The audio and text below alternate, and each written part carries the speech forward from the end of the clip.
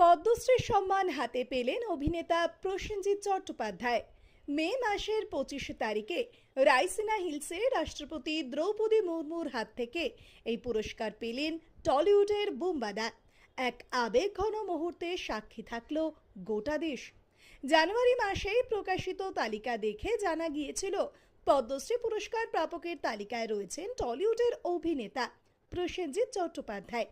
আর তারপর থেকেই গোটা টলিপাড়ায় খুশির আবহাওয়া বিরাজ করছিল। বিভিন্ন দিক থেকে শুভেচ্ছা বার্তা পেয়েছিলেন প্রসেনজিৎ চট্টোপাধ্যায়। এবার হাতে পেলেন সেই বিশেষ সম্মান পদ্মশ্রী পুরস্কার।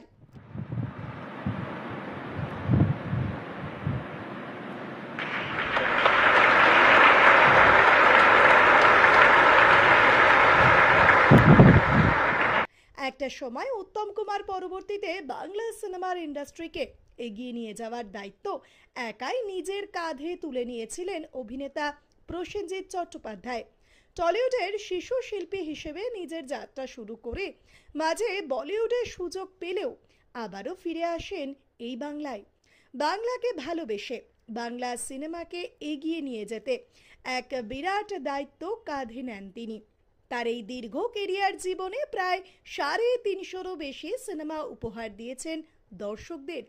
কিছুদিনের মধ্যেই মুক্তি পেতে চলেছে প্রসেনজিৎ অভিনীত পরবর্তী সিনেমা অভিমান।